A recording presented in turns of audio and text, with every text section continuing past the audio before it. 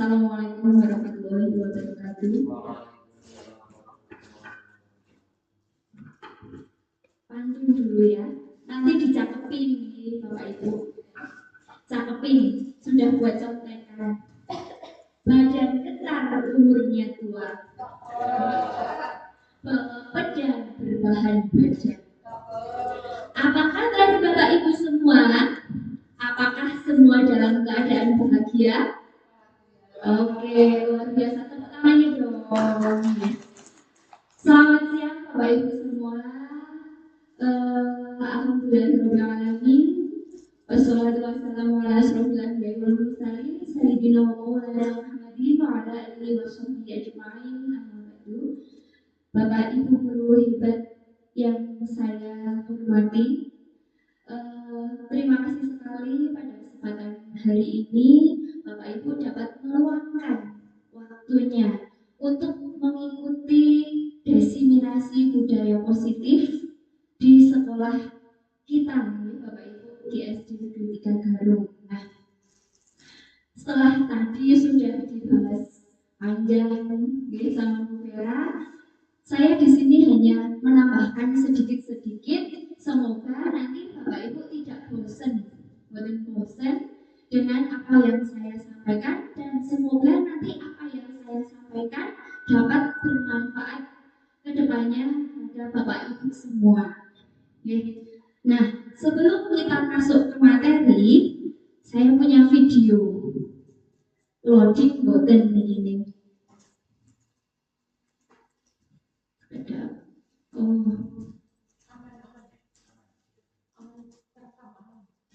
Ini gimana ya? Bukan kenapa? Nah, belum tak simpan di sini.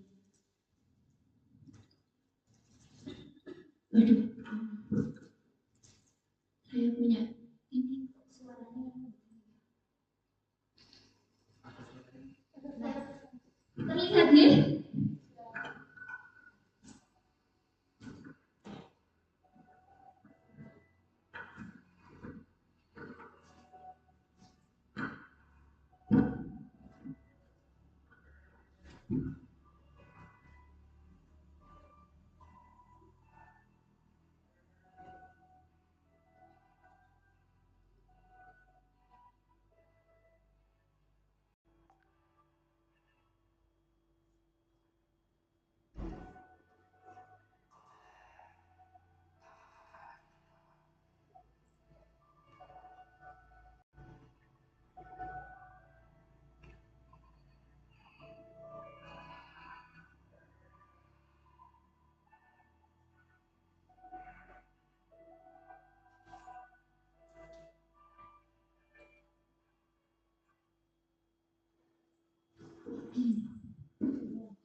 Sinyal.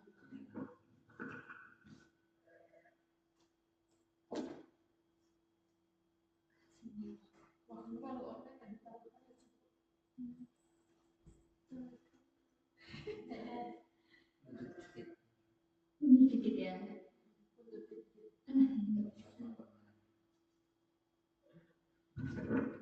Sambil menunggu videonya muter lagi, nanti Bapak Ibu. Nah,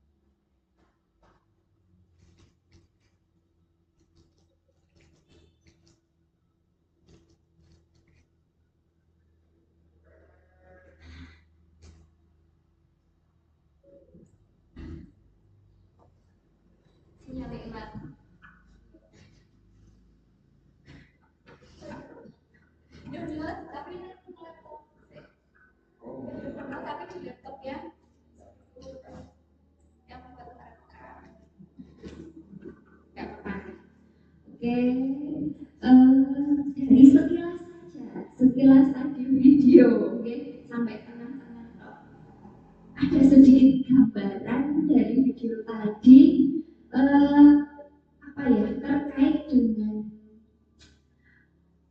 kehidupan nyata kita. Itu bapak ibu di sini dari video tadi bisa menyimpulkan apa kira-kira? Apa sih kira-kira dari video tadi? Saya tidak sampai kesimpulannya. Betulnya dia melakukan secara terus-menerus berulang-ulang. Terus-menerus berulang-ulang. Terus berlebihan. Berlebihan ya. Tanpa melihat, maksud dia cuma membutuhkan, tapi kenapa malah dia membandingkan orang lain? Oh iya, itu dari sudut pandang Bapak Ibu semua. Sebenarnya ini videonya sudut pandangnya bukan ke situ, ya. Karena belum selesai, endingnya belum terlihat ya. Endingnya belum terlihat. Nah, sebenarnya dari video tadi itu menceritakan bahwa sesuatu yang besar, sesuatu akan besar itu pasti harus dimulai dari yang kecil terlebih dahulu. Sesuatu yang kompleks itu harus dimulai dari yang sederhana terlebih dahulu. Ya. Ketika kita mau membuat efek yang besar baik di sekolah, di lingkungan masyarakat, di keluarga, itu kita harus mulai dari yang kecil terlebih dahulu.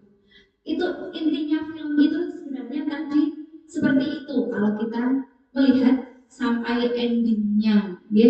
Ketika kita mau sesuatu yang besar itu kita harus memulai dari yang kecil terlebih dahulu. Nah, apa hubungannya?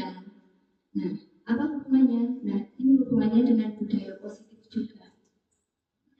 Ketika kita mau menerapkan budaya positif, tadi budaya positif sudah dijelaskan panjang lebar. Saya kira Bapak Ibu di sini sudah paham semua mengenai budaya positif. Nilai-nilai, keyakinan, dan kebiasaan di sekolah yang mendukung perkembangan murid menciptakan lingkungan yang nyaman, aman, dan menyenangkan. Jadi untuk menciptakan budaya positif di sekolah itu memang harus dimulai dari kecil dulu. Dimulai dari siapa dulu? Dimulai dari bapak ibu gurunya terlebih dahulu. Untuk anak-anaknya di situ tercipta budaya positif, kita bapak ibu gurunya dulu sebelum ke murid-murid itu kita dulu mengawali dari diri kita sendiri terlebih dahulu supaya nanti siswa-siswa kita pun enak untuk diajak mengembangkan budaya positif. Nah, budaya positif di sekolah itu dapat menciptakan lingkungan yang positif.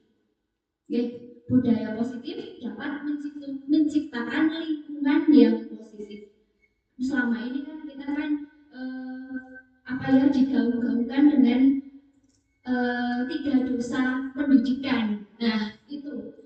Makanya di sini untuk menghilangkan 3 dosa pendidikan, yang utama adalah kita harus menerapkan budaya positif terlebih dahulu agar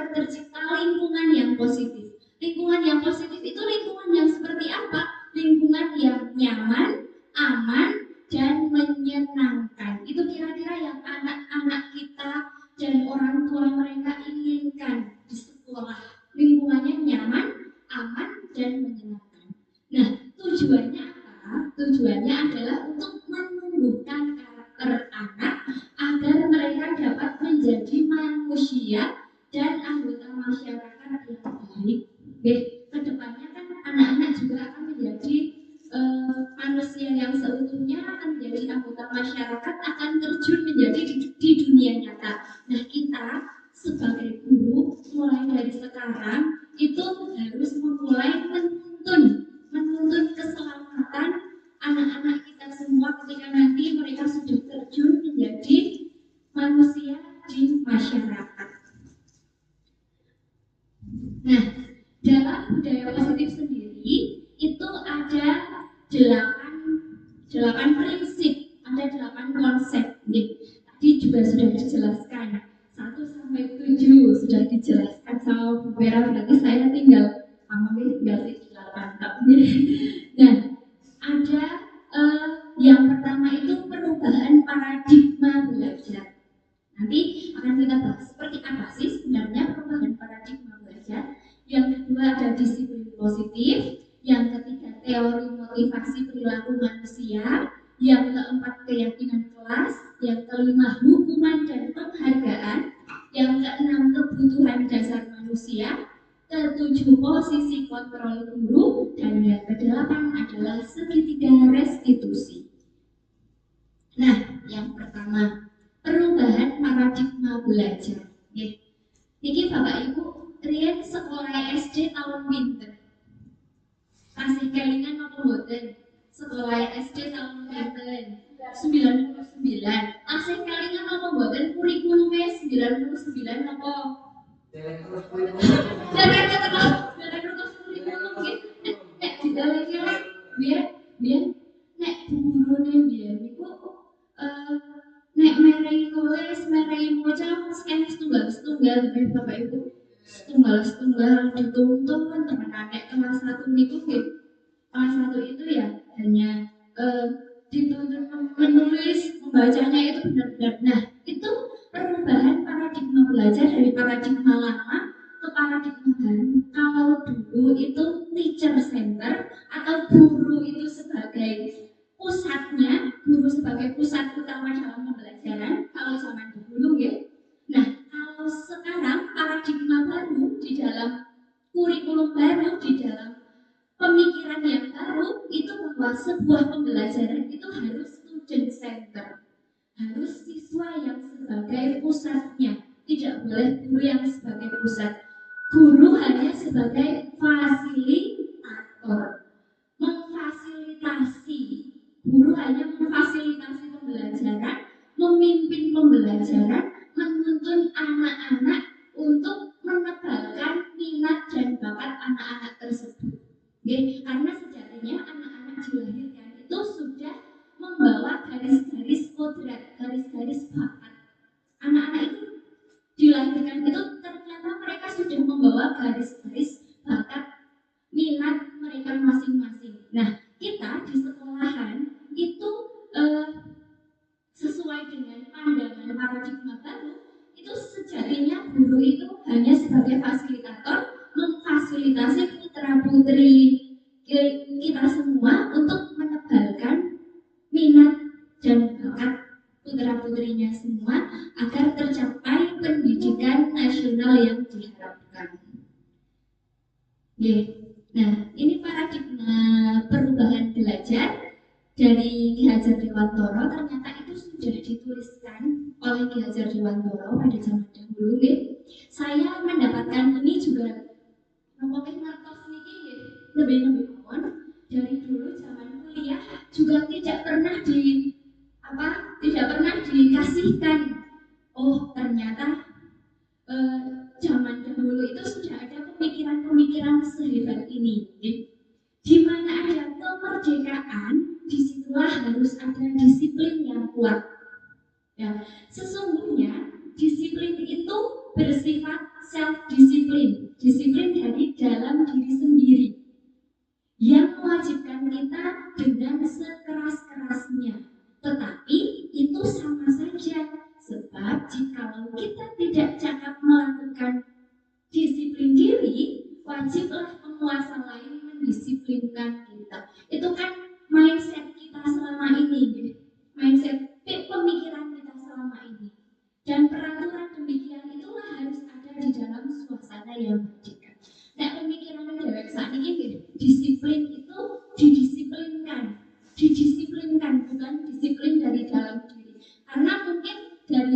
zaman dahulu kita dididiknya sudah seperti itu. Dididiknya sudah seperti itu, maka sampai sekarang sudah tertanam didisiplinkan. Nah, untuk itu marilah kita bersama-sama membuat sebuah perubahan untuk mencapai kemerdekaan yang sesungguhnya. Ini dari Ki Hajar Dewantoro. Selanjutnya, nah tadi sudah disinggung sebenarnya makna disiplin menurut Bapak Ibu itu apa? Sudah ya, lewati mohon ya. Nah, nih makna disiplin. Tapi kalau saya tidak membacakan ini sedikit, nanti video saya jadi tidak komplit ya. Jadi saya bacakan sedikit walaupun tadi sudah dibahas. Disiplin diri itu akan membuat seseorang menggali potensinya menuju kepada sebuah tujuan yang mulia, sesuatu yang dihargai dan bermakna. Ini dalam banget ya kata-katanya itu dalam sekali.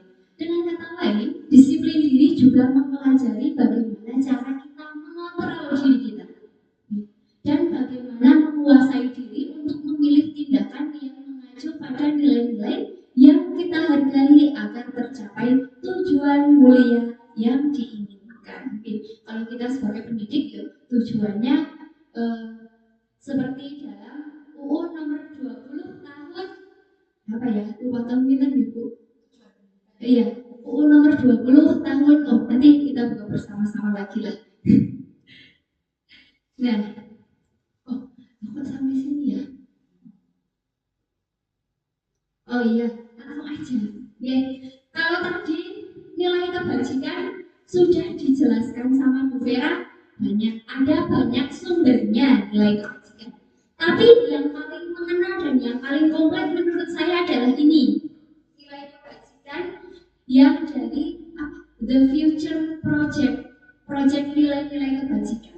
Dari tadi profil pelajar Pancasila, ada dari apa tadi banyak sekali. Nah, yang paling mengena dan yang paling kita jumpai sehari-hari, yang paling kata-kata yang paling kita jumpai sehari-hari itu ini kayaknya. Dan sebenarnya apa sih nilai-nilai kebajikan?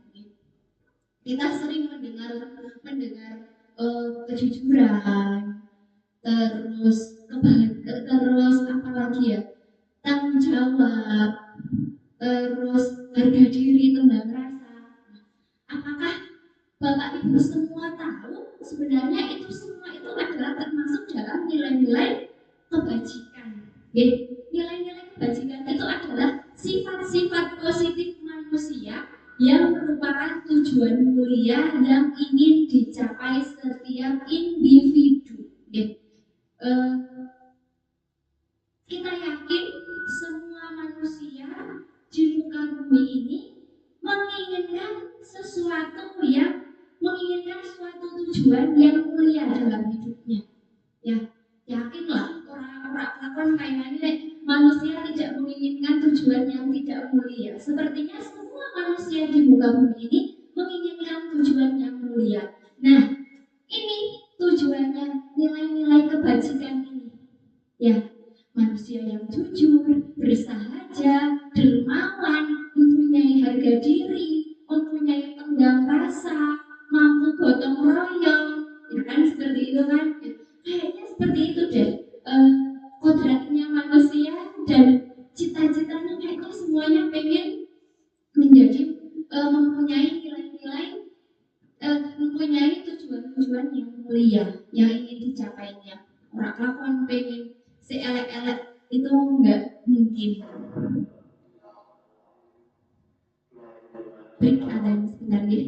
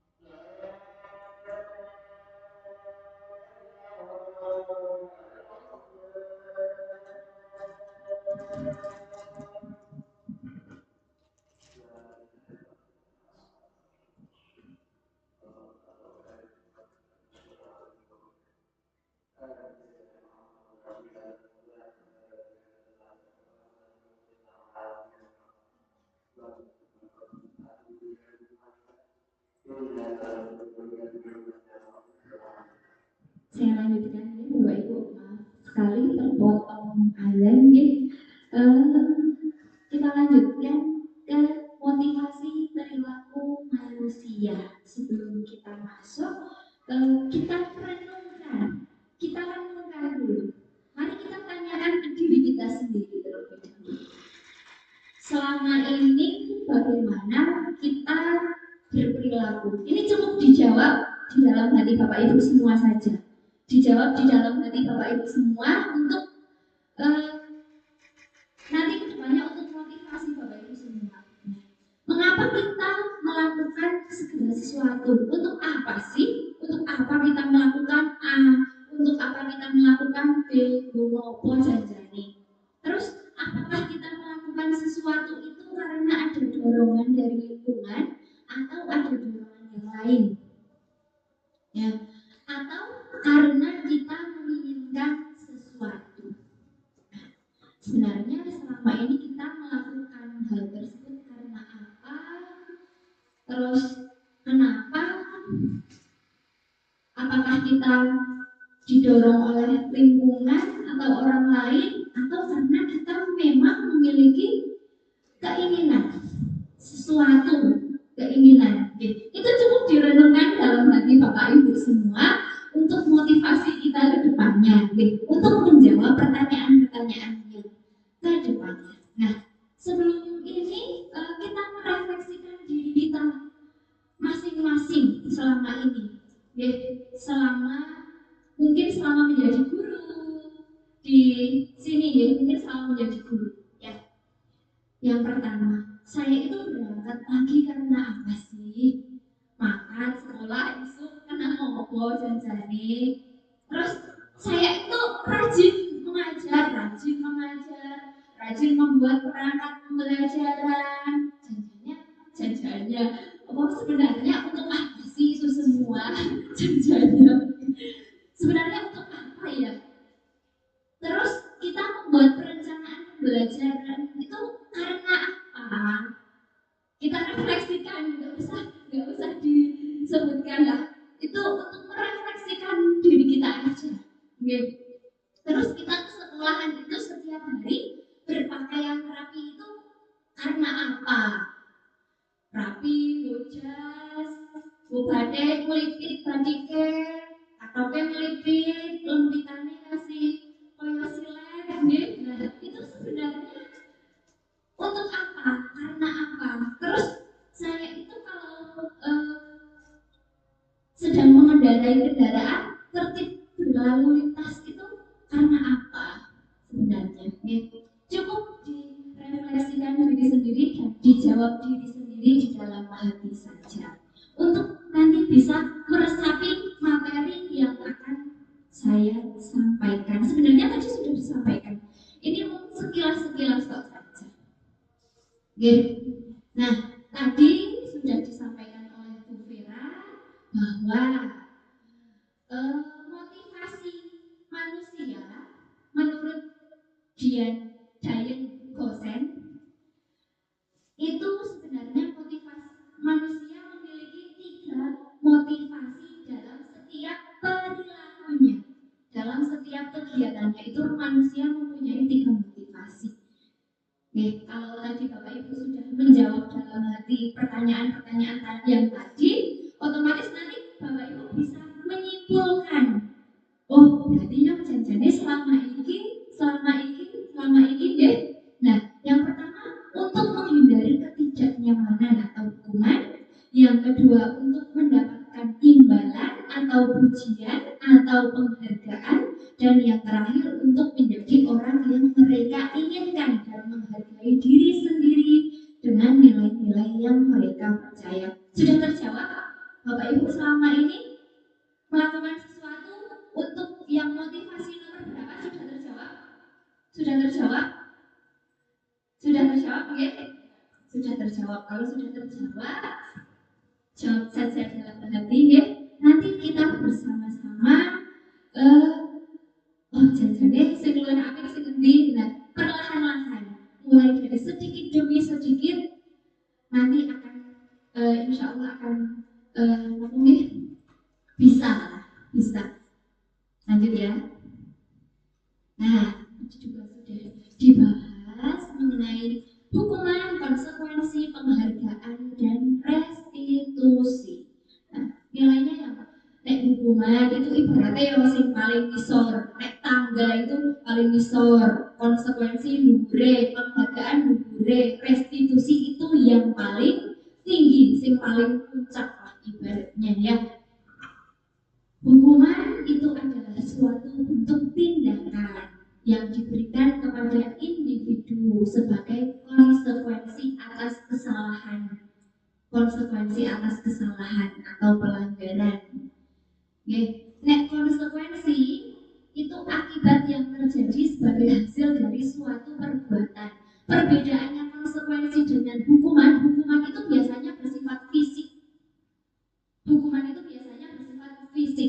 Kon sepajang, kon lari mengelilingi lapangan, misalnya dijewer, nah itu hukuman.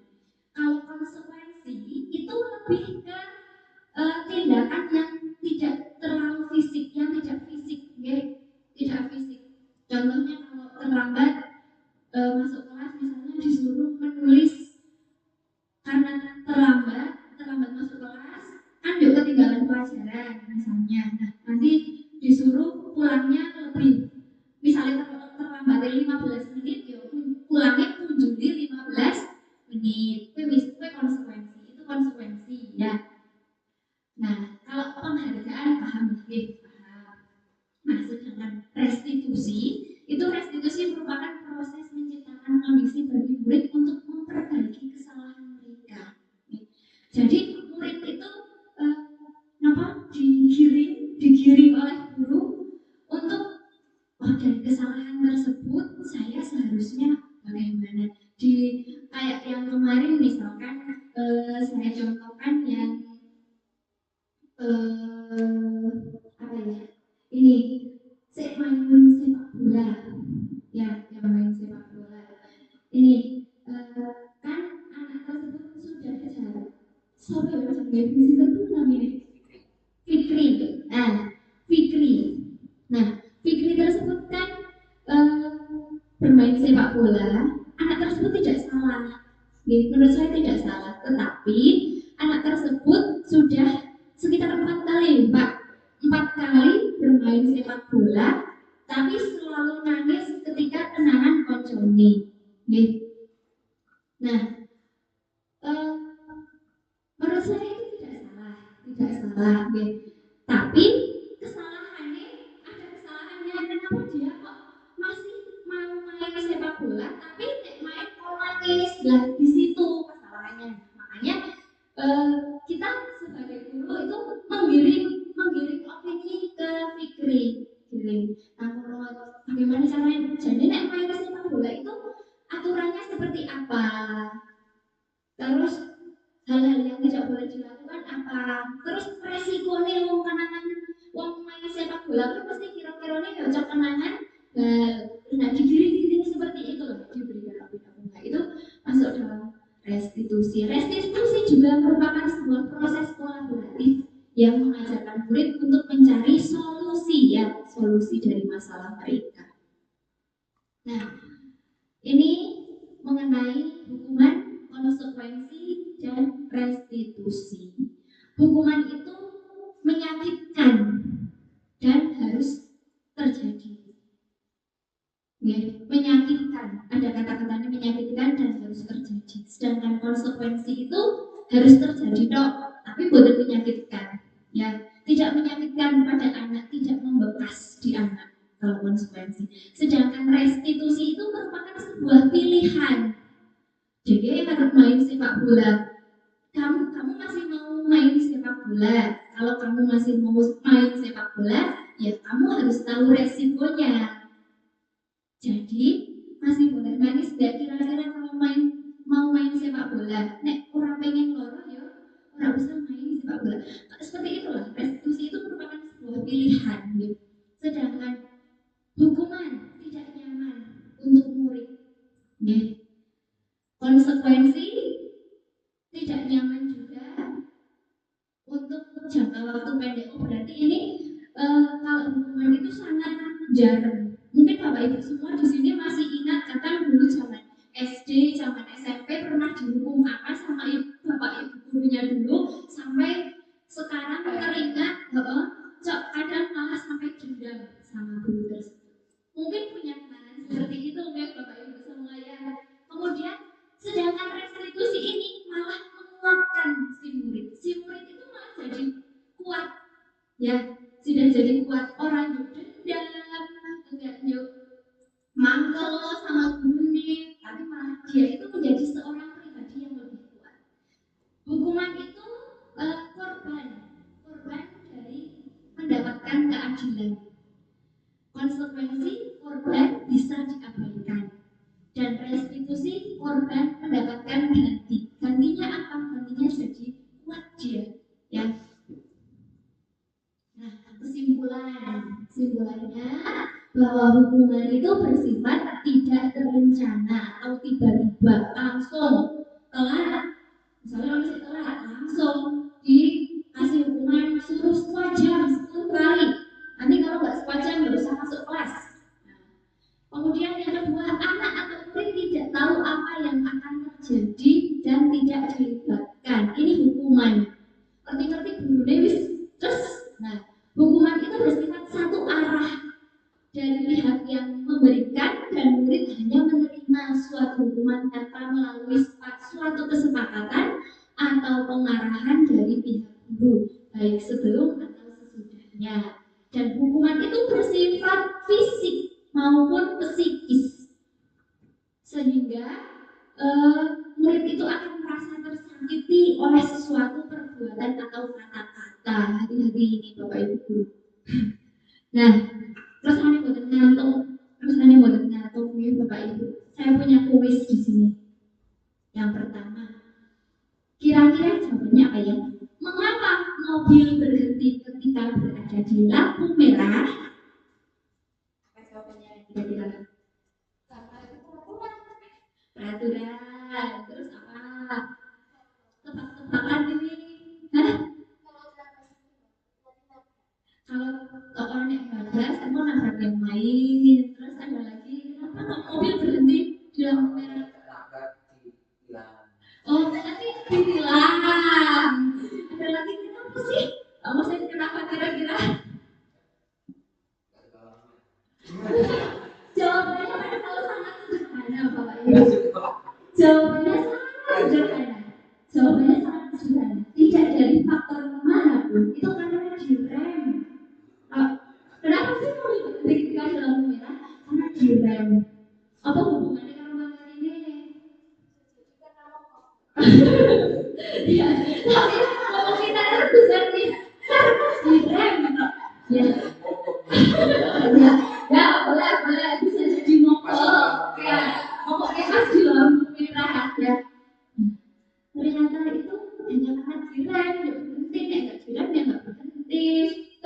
kedua, kebo apa yang melelahkan?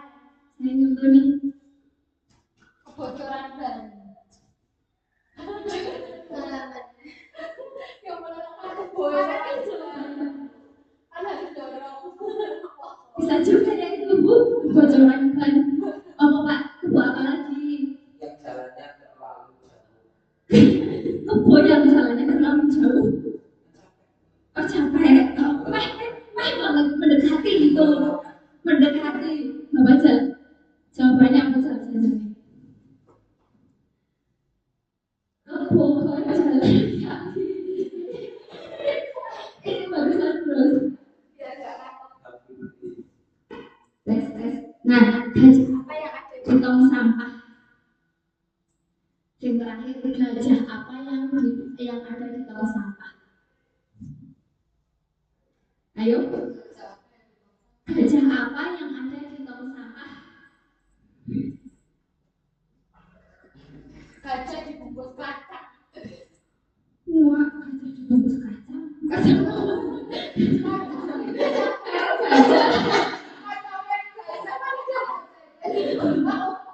Ada ya, itu ada ya. Bungkus cangkro gajah. Jawabannya adalah gajahlah kebersihan. Jaga. Gajahlah kebersihan. Semoga itu semua menjadikan Bapak Ibu tidak ngantuk.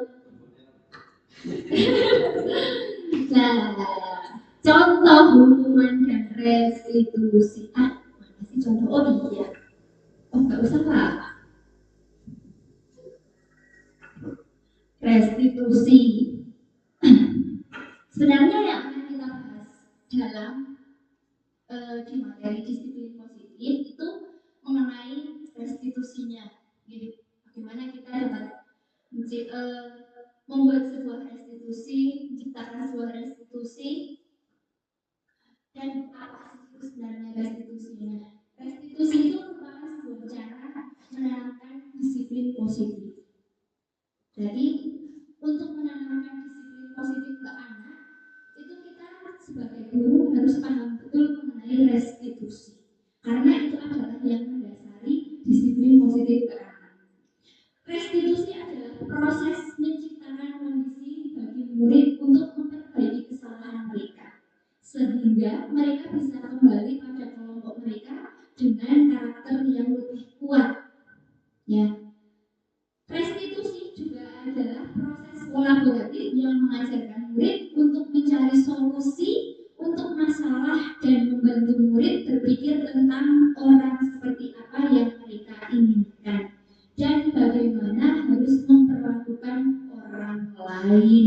Nah, di dalam restitusi ini kita belajar banyak mengenai bagaimana cara kita mencari sebuah pemecahan masalah, kemudian bagaimana cara kita membantu murid mereka kedepannya untuk menjadi orang seperti apa yang mereka inginkan dan bagaimana mereka harus memperlakukan orang lain. Ini yang paling susah menurut saya, bagaimana cara kita memperlakukan orang lain dengan sebaik-baiknya itu susah. Nah, makanya anak-anak kita mulai dari kecil itu harus ditanamkan. Bagaimana sih sebenarnya kita harus memperlakukan orang lain dengan baik, dengan cara yang bagaimana. Nah, restitusi di sini itu bukan untuk menebus kesalahan, namun untuk belajar dari kesalahan. Belajar dari kesalahan. Terus restitusi merupakan usaha menebus kesalahan atas inisiatif murid. Restitusi memperbaiki hubungan. Dan restitusi adalah tawaran, bukan paksaan. Restitusi itu menuntun untuk melihat ke dalam diri. Restitusi mencari kebutuhan dasar yang mendasari tindakan. Masih restitusi. Restitusi diri adalah cara yang paling baik karena mengevaluasi diri, bukan orang lain. Jadi untuk kita menerapkan restitusi kepada anak-anak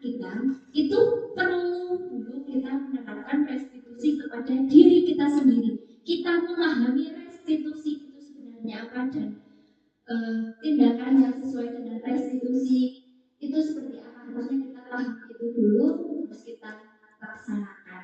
Mulai dari sedikit demi sedikit kita tularkan ke anak ini. Restitusi itu fokus pada karakter, bukan tindakan. Ini dapat menumbuhkan keyakinan. Restitusi juga menguatkan karena membangun kesadaran diri. Restitusi itu fokus pada solusi. Jadi setelah ada restitusi, anak itu mendapatkan solusi dari masalah yang ada. Orang yuk, nek diwe hukuman kan malah yuk cepet. Saya juga cepet kalau dihukum. Restitusi mengembalikan murid yang berbuat salah kepada kelompoknya. Jadi di dalam kelompoknya walaupun dia pernah membuat kesalahan, dia masih dapat diterima dengan baik dan ini akan menghindarkan dari 3 dosa besar pendidikan, terutama perundungan. Nah, ini yang saya selama ini bingungkan. Ini sudah sedikit terjawab. Sebenarnya itu keyakinan kelas, kesepakatan kelas, atau peraturan kelas. Bapak Ibu sudah pernah membuat ini keyakinan kelas ya? Ya, sudah pernah. Apa malah download? Apa malah tumbas teng Shopee? Tumbas teng Shopee saya status juga sudah jadi kotak-kotak itu. Nah, keyakinan kelas, kesepakatan kelas, atau peraturan kelas. Ya. Apa sih jenis-jenisnya apa? Jenis-jenisnya apa? Kalau yang ditempel di dalam kelas itu sebenarnya keyakinan kelas, kesepakatan kelas, atau peraturan kelas? Keyakinan kelas. Apa ya sebenarnya ya? Sebenarnya apa? Kesepakatan, keyakinan. Peraturan nggak mungkin ya. Jadi kan saya tulisan keyakinan atau kesepakatan. Yang benar apa? Kesepakatan misalnya. Ini kemarin juga diperdebatkan lama di kelompok saya waktu PP. Keyakinan kelas itu sesuatu yang diyakini murid-murid. Jadi kita dalam membuat keyakinan kelas, kita mengajak murid-murid meyakini keyakinan kelas tersebut. Diyakini bersama-sama apa saja yang harus ada. Nah, keyakinan yang disepakati itu menjadi kesepakatan kelas. Nah, itu yang ditempel di kelas-kelas Bapak Ibu semua karena itu adalah hasil kesepakatan dan keyakinan dari seluruh murid-murid yang ada di kelas Bapak Ibu semua. Biar kedepannya pun buatan bingung lagi. Kemarin juga ini sempat perdebatan lama sih keyakinan kelas, kesepakatan atau peraturan. Nah, ya, keyakinan kelas universal disepakati oleh anggota kelas yang bertujuan membangun budaya positif dan disiplin positif di lingkungan sekolah.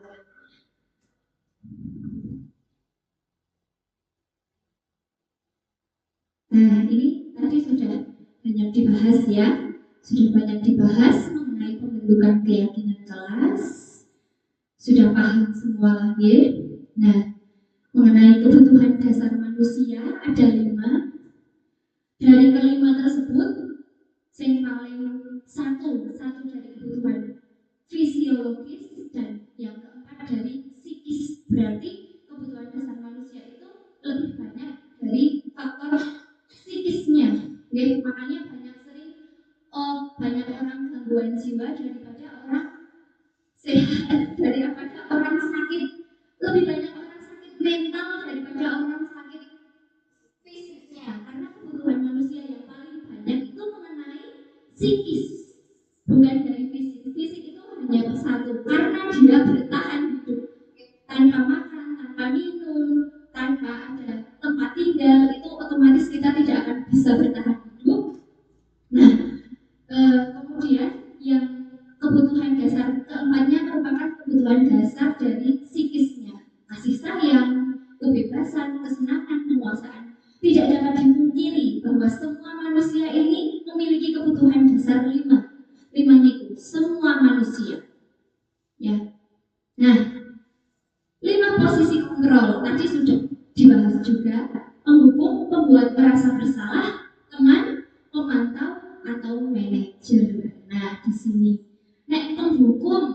kowe biasanya menunjuk-nunjuk, menghardik, nyender-nyender. Ya, itu Bapak Ibu guru semua. Kalau sebagai penghukum itu biasanya tingkahnya menghardik, menunjuk-nunjuk, menyakiti, menyindir. Pasti di sini Bapak Ibu semua sudah pernah terpilih menjadi seorang penghukum, ya, membuat merasa bersalah, berceramah, menunjukkan kekecewaan yang dalam. Terus sebagai teman, sebagai pemantau, dan sebagai manajer. Manajer itu adalah posisi kontrol yang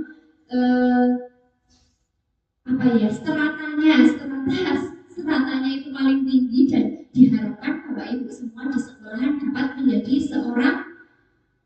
seseorang dengan posisi kontrol sebagai manajer.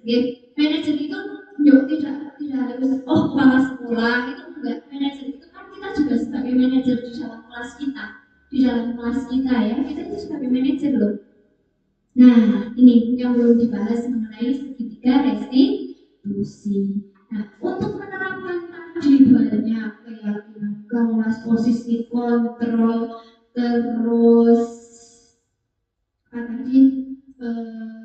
itu ya.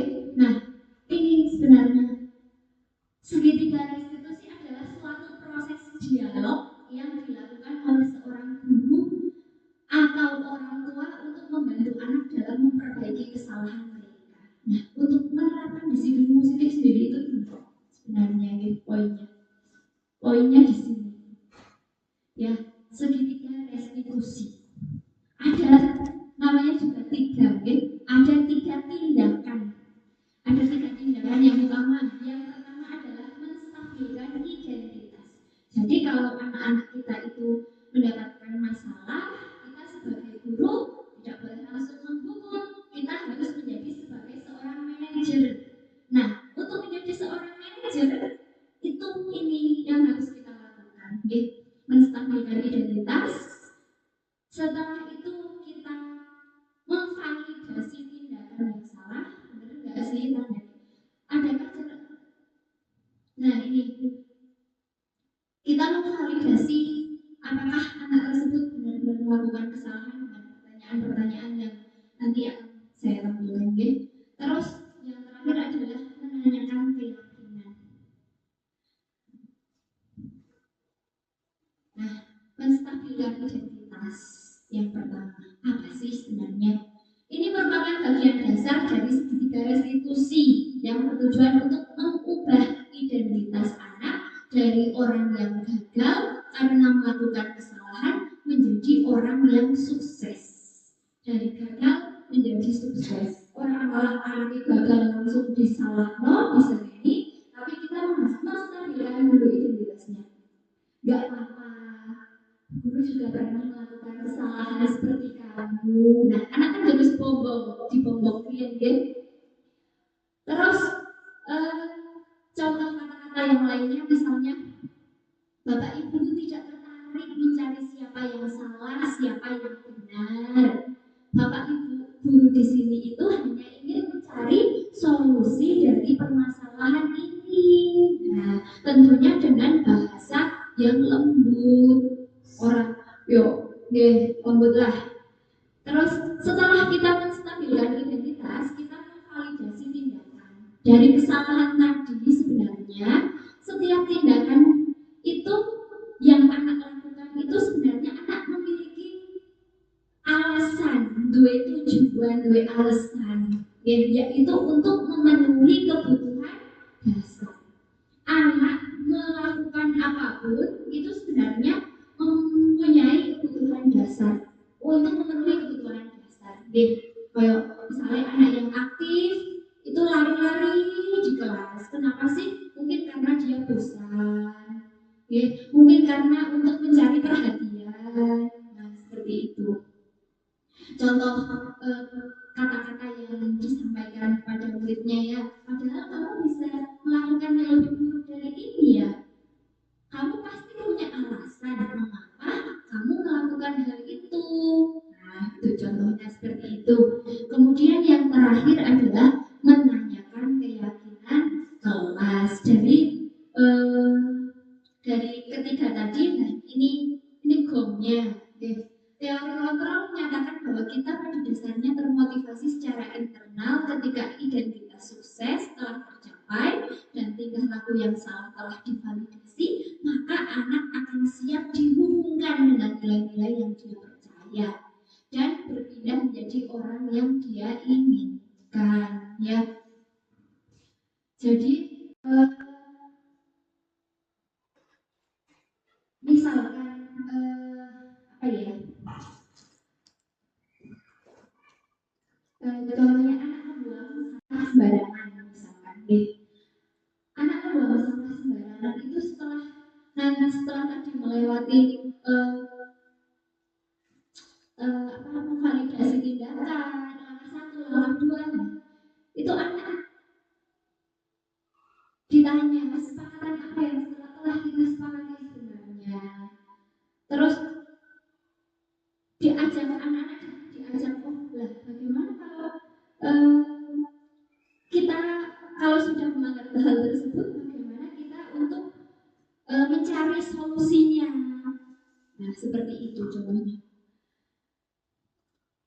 Atau kita disuruh membayangkan bagaimana sih sebenarnya kelas yang ideal itu seperti apa. Jadi kita sejatinya sebagai untuk menerapkan disiplin positif ke anak itu tidak bisa langsung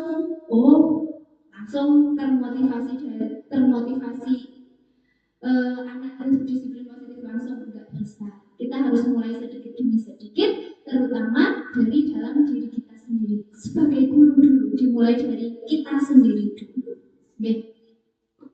Nah, terima kasih atas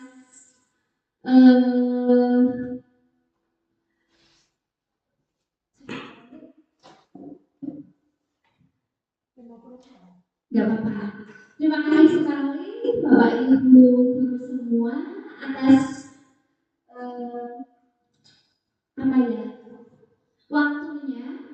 waktunya siang-siang. Terima kasih sekali dapat ikut serta dalam diseminasi kali ini. Semoga dapat bermanfaat Bapak Ibu semua. Mohon maaf karena lama, sekitar 2 jam, karena kami berkolaborasi berdua, Ibu. Terima kasih sekali dari kami. Kurang lebihnya kami mohon maaf. Kami akhiri, wabillahi taufiq wal hidayah. Assalamualaikum warahmatullahi wabarakatuh. Sugeng mundur Bapak Ibu semua, santos di jalan, hati-hati. Semoga mendapatkan keberkahan pada kegiatan siang hari ini. Terima kasih.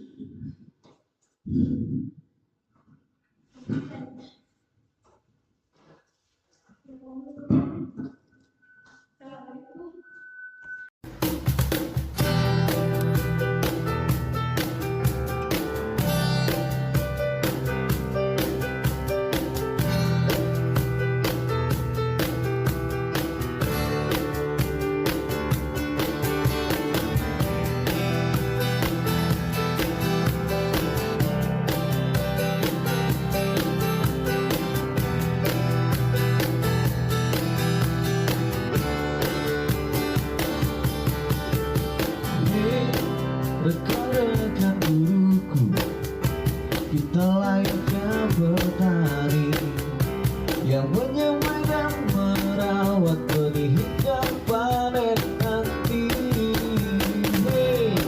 Rekan-rekan guruku. Assalamualaikum warahmatullahi wabarakatuh. Saya Pak Nurholis, Kepala Sekolah SD Negeri 3 Garung.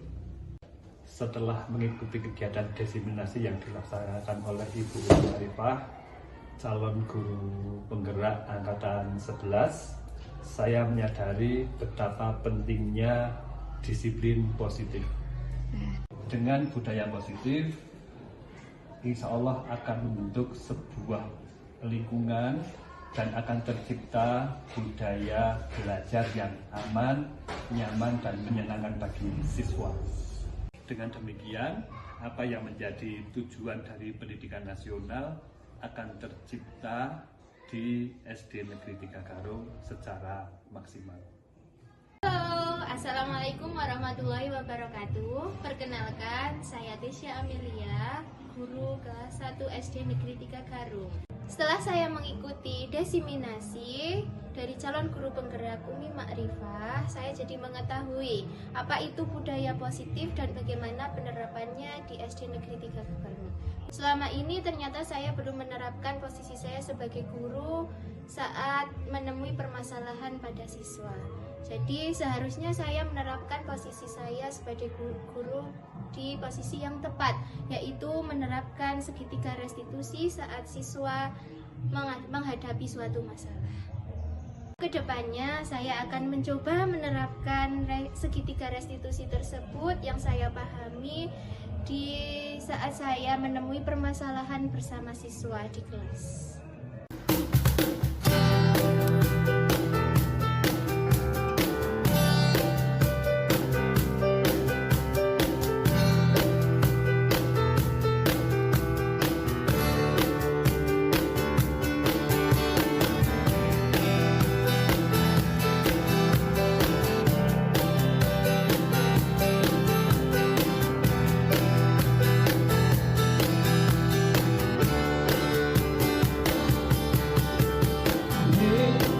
Rekan-rekan guruku, kita layaknya petani yang menyemai dan merawat benih hingga panen nanti.